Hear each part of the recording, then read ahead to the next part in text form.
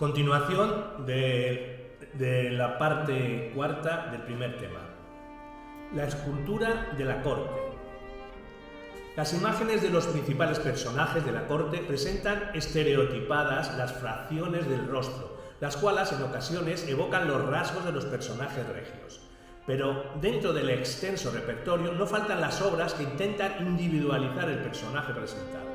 El principal material sigue siendo la piedra caliza, pintada en colores oscuros para los hombres y claros para las mujeres, si bien se introduce también ahora la madera. En las representaciones masculinas, el difunto está sentado en una silla y con el torso desnudo, con un brazo cruzado sobre el pecho y otro sobre el muslo. Las femeninas muestran características similares, si bien la anatomía se debe distinguir bajo la ropa. El mejor exponente de estatuaria privada de la tercera y cuarta dinastía son las imágenes sedentes de Rahotep y Nofret, representaciones cúbicas en caliza policromada y de rasgos arcaicos que se encuentran perfectamente conservadas.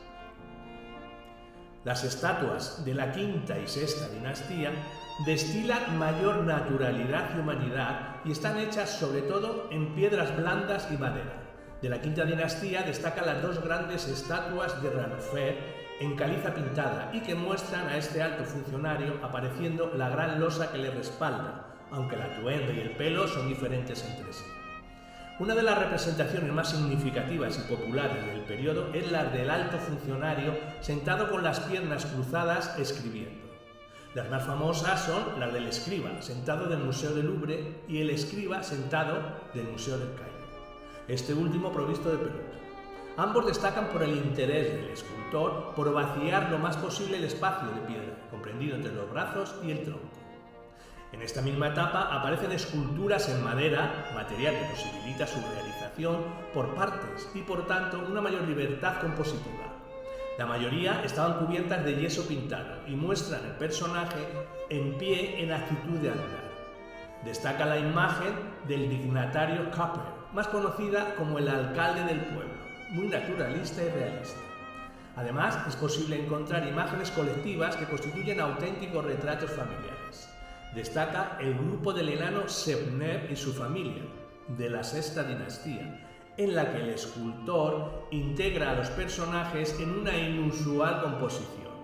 También en esta época se inicia la producción artesanal de multitud de pequeñas estatuillas talladas en piedra y en madera y destinadas a ser depositadas en las tumbas. Son figuritas que actuarían de sirvientes para el difunto.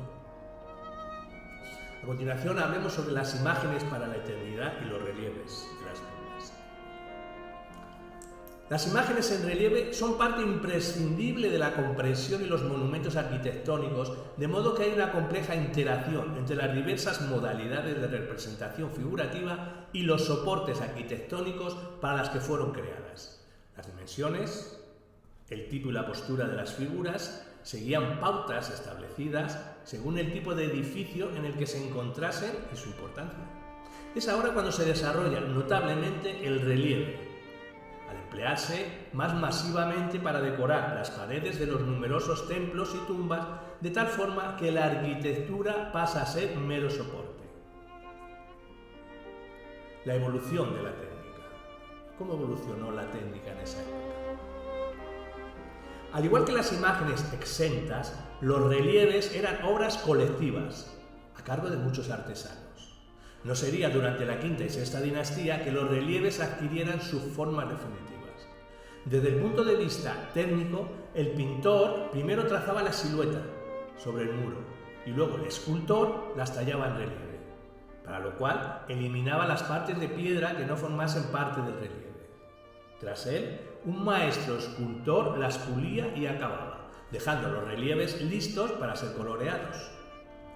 Los relieves de mayor calidad estaban en la corte menfita, mientras que cuanto más alejados de ella, menor calidad tenían.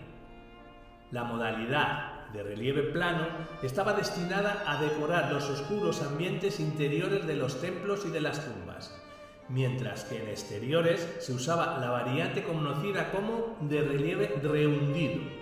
En esta modalidad no se excava la superficie de la piedra que rodea la figura, sino que solo se rebaja una pequeña parte del fondo, haciendo que a la luz del sol el perfil de la figura arroje fuertes sombras.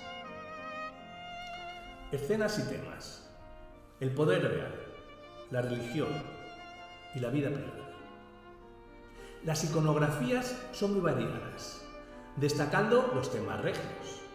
Entre estos figuran los relativos a las tareas de gobierno del faraón, su coronación, las expediciones al extranjero y las campañas militares. Los temas guerreros, de hecho, forman parte muy importante del repertorio regio, dejando constancia de la capacidad del soberano de derrotar a los enemigos del país, lo que hará que las escenas se perpetúen sin alterarse durante todas las épocas. En las escenas de carácter religioso, el monarca aparece participando en diversas festividades y en compañía de las divinidades, bien sea dando las ofrendas o identificando formalmente con ellas. Los temas de las tumbas de particulares aluden a la vida cotidiana del dueño de la misma. En estas idealizadas imágenes, el escultor suele representar al difunto en perspectiva jerárquica, bien sentado o bien en actitud de caminar y casi siempre acompañado de su familia y de otras figuras. Todas estas imágenes son, por tanto, un documento muy valioso para conocer la sociedad egipcia del Imperio Antiguo. ¿Cómo fueron los modos de representación? Los convencionalismos compositivos del relieve pictórico. En las dinastías tercera y cuarta. Los relieves pictóricos en esta dinastía se distribuyen en registros horizontales y verticales, en los que las figuras se diseñan conforme a un rígido canon de proporciones y a una serie de convencionalismos compositivos, fijados desde la tercera dinastía y consolidados en la cuarta, para luego pervivir sin apenas variaciones en etapas posteriores.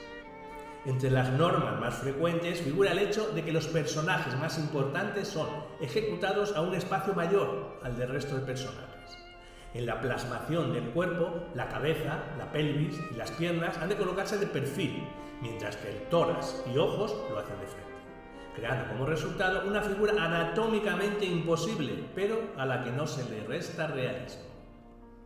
Las representaciones masculinas y femeninas ofrecen ligeras diferencias de acuerdo a los roles sociales que desempeñaban, por lo que los hombres aparecen con más solemnidad y una mayor tendencia a la acción, mientras que en las mujeres predomina el estatismo, así como la convención de pintar su piel más clara que la de los hombres. Durante la tercera dinastía, las paredes laterales de las capillas de las tumbas se decoraron con escenas que muestran al dueño y a la esposa recibiendo ofrenda de sus familiares. Es a finales de la cuarta dinastía cuando la figura del difunto se esculpe de frente, con el pie izquierdo adelantado prácticamente en bulto redondo. Ambos modelos se continuaron representando en las siguientes dinastías. Entre los relieves más representativos de la tercera dinastía destacan 2 de los 11 paneles delicadamente tallados en madera de la tumba de Esiré, una de las obras maestras del relieve egipcio. El cortesano Esiré aparece con los atributos de su dignidad, en uno de ellos sentado ante la mesa de las ofrendas y en el otro de pie, que constituye el hecho del modelo clásico de las representaciones humanas de pie y en relieve del Imperio Antiguo, perdurando en épocas posteriores. Ambas composiciones se destacan por su delicadeza, fina ejecución técnica y el realismo de la talla del personaje.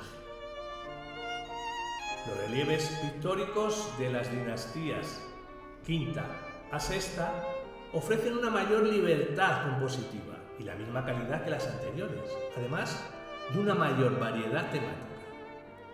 Entre los de tema regio destacan los paneles del faraón Sahuré, pero también los del templo solar del faraón Neuserre, así como los relieves del templo funerario del faraón Userkaf. Entre los destinados a ornamentar las tumbas privadas de los cortesanos, las escenas más frecuentemente representadas aluden a temas de la vida campestre, en los que el representado observa distanciado la ciudad. Pero también son frecuentes las composiciones alusivas al culto de los muertos. Destacan los relieves de la rica tumba de Ti, que son el punto culminante del relieve de la quinta dinastía y representan los motivos típicos de las tumbas de cortesanos. También los bajorrelieves de la tumba de Ptah Hotep o los de la tumba de Ica. en cuyos paneles de la puerta de madera se representa el difunto siguiendo los modelos de la tumba de Siré. La tumba de Merehucat de la sexta dinastía también es digna de mención, aunque se perciba ya la pérdida de calidad artística. A continuación vamos a comentar sobre la pintura del Imperio Antiguo.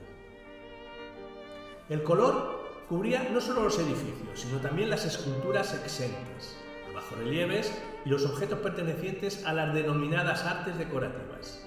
Sin embargo, su mayor fragilidad hace que los restos adjudicables al Imperio Antiguo sean escasos, salvo los hallazgos en la tumba número 100 de Hieracómpolis. Al igual que la escultura, la pintura era un medio para crear imágenes prototípicas en las que el equilibrio de la composición, la pureza de las líneas, el juego de los colores y la armonía de las formas están siempre supeditadas a los preceptos religiosos que presiden el conjunto de las artes en Egipto. Desde lo técnico, hay que decir que las pinturas se disponían sobre un fondo plano, preparado previamente mediante un enlucido de cal blanca, sobre la que el pintor dibujaba la cuadrícula donde ejecutaba los contornos con pintura roja o negra, si los debía corregir. Los colores son de origen mineral, mezclados con aglutinante y agua. Los temas y su colocación en santuarios, capillas y tumbas estaban codificados de la misma forma que la temática de los relieves. Las escenas de carácter regio acostumbran a mostrarlo en actitud bélica y de victoria, o bien de caza. En las escenas de la vida cotidiana se pinta al propietario en actitud convencional y en una escala siempre superior al resto de personajes, normalmente sus familiares. Todos estos temas se disponen en bandas horizontales superpuestas, separadas entre sí mediante una gruesa línea, y se combinan con escultura, escritura jeroglífica, pudiendo aparecer también un motivo esencial, ubicado en un espacio de mayor tamaño y carente de registros horizontales que no desequilibra la composición. En las pinturas de la cuarta dinastía es posible encontrar complejas escenas de ofrendas y de vida campestre, entre las que destaca el bien conservado friso de las ocas de Meidum, con unos trazos primorosamente ejecutados al temple, con una amplia gama de colores. En esta tumba también aparecen dos fragmentos de pared ejecutados mediante una refinada técnica de incrustación de los colores en los huecos tallados previamente. Esta novedosa técnica de carácter mixto tenía el inconveniente de que los colores acababan desprendiéndose, por lo que acabó abandonándose, aunque aparece de nuevo en el Imperio Nuevo.